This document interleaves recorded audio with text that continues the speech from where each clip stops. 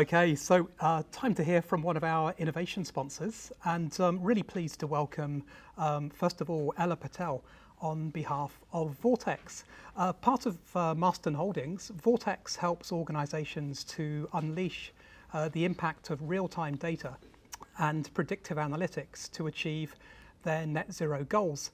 Ella started her career in mechanical engineering and design, working on new IoT solutions. She's since transitioned into a technical pre-sales consultancy role, using her product knowledge to support commercial demands. Vortex's head of commercial, Nick Ruxton Boyle, will be joining Ella for the roundtable discussions later on this morning. In the meantime, Ella is going to talk to us about air pollution and planning intervention challenges, addressing these challenges with air quality monitoring, harnessing real-time data to inform clean air strategies, and taking the first step to implementing a successful clean air project. Morning, everyone. Thank you, Mark. I'm just going to run through very quickly what we've learned implementing loads of clean air projects. We work with multiple clients, local authority and private, and this is just what we found to be the best way to implement a clean air project effectively. So just quickly what I'm going to talk through, why now is the right time to implement a clean air project. I feel like we all know, but I'll run through quickly. And then a very, very rough step-by-step guide. And then I'll go through a couple of case studies, and then how Vortex may potentially be able to support you. But before I do that, very quick introduction, just in case Mark didn't cover it all. Vortex are part of Marston Holdings, so we're in the technology division. We're part of quite a large group of other companies that we all work together to support global decarbonisation. It's sort of the ultimate goal, but we all sort of have different niches within that. Vortex is very into smart cities technology, essentially. So we provide environmental sensors to support whatever goals you need, collecting data for your projects. So, why now is the right time to implement a clean air project? Obviously, we know that WHO data shows global population, like 90% of us are breathing in air that is above WHO's recommended limits. It is the biggest silent killer today. We know that for a fact. In the UK alone, I think the NHS could save about £20 billion a year combating all of the health issues related directly to air quality. So we need to get moving. So for this step-by-step guide, I'm just gonna run through these 5 sort of key stages, which I think are the most important when you're looking at implementing a clean air project. So first, deciding on your goal. A lot of the time, we get some clients come to us saying they want to do something, but they don't really know where to start. So for local authority, a great place to start is a school street. You get that community engagement, or obviously AQMAs, air quality management areas. And I'm sure you guys have all seen the clean air zones popping up all over the place. And then for private, you're looking at community outreach, legislative compliance, carbon neutrality. As Angela said, air quality and carbon reduction are basically one and the same at this point. If you make steps towards reducing one, you're going to be going a long way to reducing the other. So they go hand in hand. Once you've decided on your goal, a very important step, which sometimes gets missed, is deciding how you're going to evaluate the success of your project. So a lot of the time, people put in their project, but they don't actually think about, is there any data beforehand so that I can compare to see how well this has gone, to see what we can improve on. So deciding how you're going to evaluate is really important. There's, a variety of ways you can do it. If your goal is quite specifically, like in AQMA, you have very detailed guidelines on what you need to be measuring, so gas pollutants, particulate matter. So, sorry. So there's less flexibility there. But with other projects, you can be looking at community engagement. That's a great way to measure the success of a project. Road users, so what kind of vehicles are on the roads, who and how many, sorry. But also like nudge behavior change. So how many people are using public transport as a result of your project? But it's worth noting that the ultimate goal is to improve air quality. So when you're looking at an air quality project, the best way to evaluate it is to measure the polluting gases and particulate matter in that local environment where you've implemented it. So you've decided on your evaluation method. You need to get it in before you actually start your project, because you need that data set beforehand to compare your effectiveness. So essentially, we'd normally recommend you get your evaluation method in sort of as soon as possible, and cover as wide a timeline as you can. If we go with air quality as an example, you need to consider seasonal changes, how that might affect the data that you're seeing, rush hour, school holidays. This data here on the bottom is from one of our school streets that we have in place currently. And you can very clearly see spikes at 7 a.m., 5 p.m. They're like 2-hour windows, rush hour, school drop-off. But you lose that granularity when you have sort of very, very precise monitoring, but maybe not so local.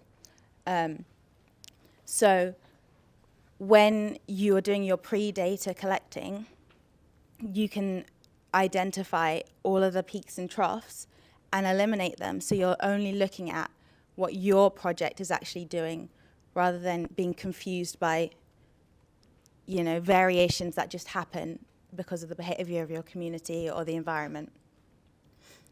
Not to mention also knowing pollution trends in your area is going to help you inform your project better.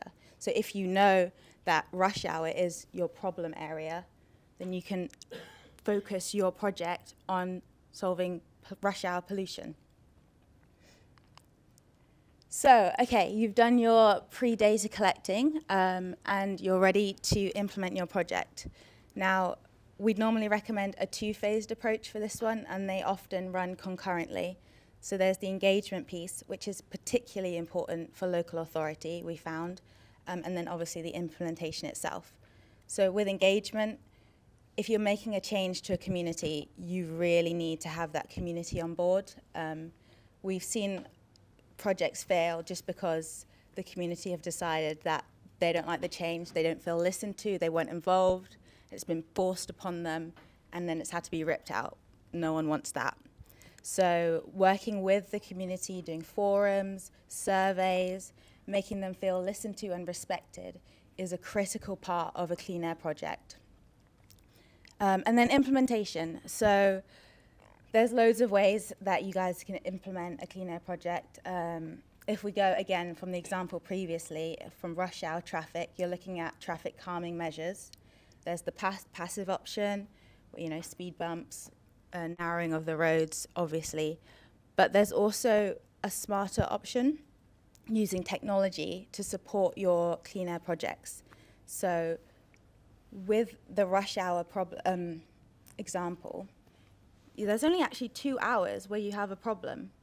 The rest of the time, you might be absolutely fine. So is it worth putting in a speed bump or a traffic calming measure that's going to affect the whole community when really you only need to focus on that one window of time?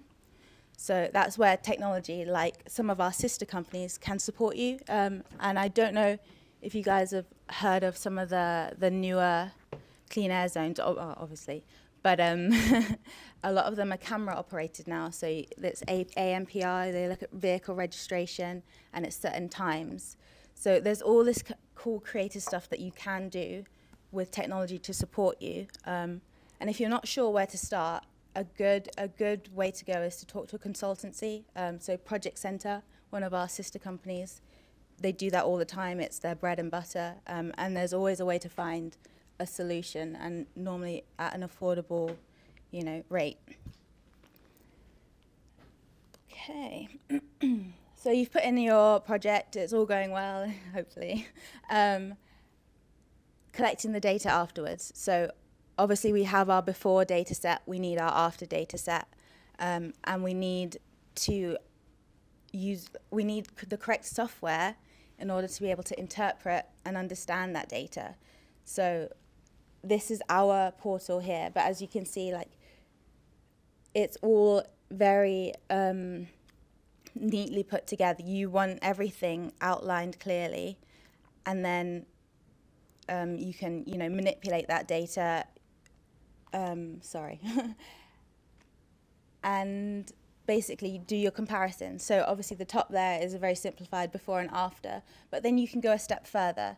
You can add other data sets like weather, traffic. If Angela, for example, did release that data, you could overlay that on top, and you start to build up a picture of both behavior patterns and a better understanding of air quality in your area.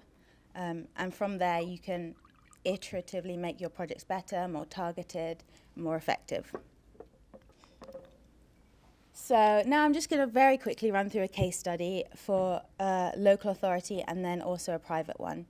So Cardiff Council, we've been working with them very recently. We've just put in 50 sensors targeting 4 AQMAs and 26 schools.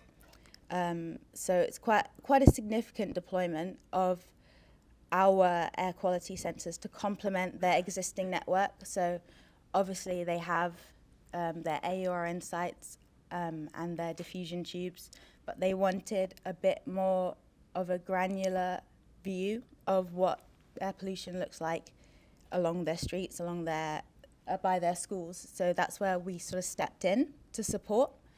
Now they're currently collecting their before data set, but we're really excited to see what they'll do with that data and how it's going to inform all of the projects that they want to implement.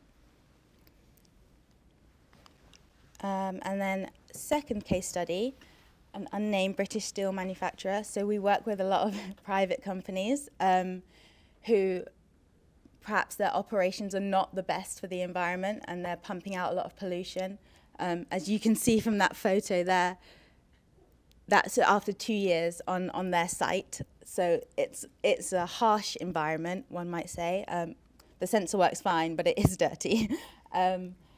So with companies like this, they're less concerned. Well, they are concerned about what they're pumping out, but they're more concerned about how much they're contributing to the air pollution, what reparations they might have to pay, how they can sort of negate the impact to the community.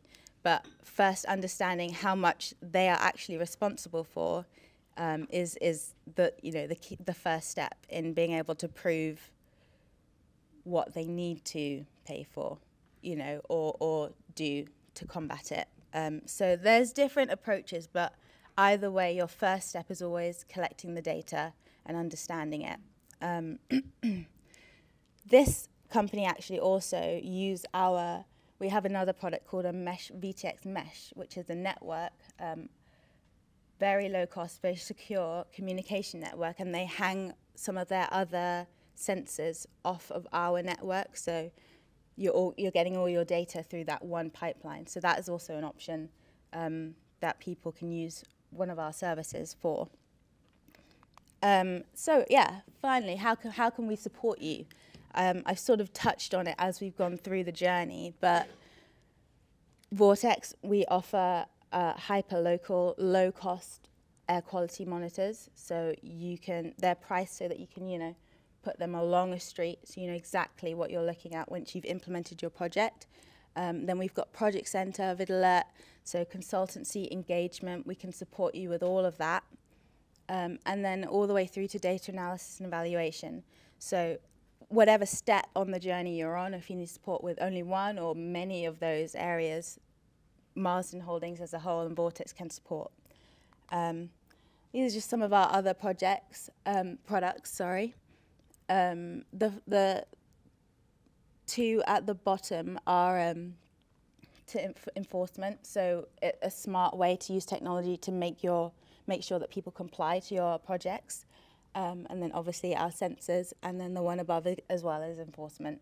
So, but they're very versatile, and it's sort of, you can be as creative as you like with it. That's the beauty of new technology. I think it's exciting anyway, that you can just sort of figure out how best it will work for you in your situation.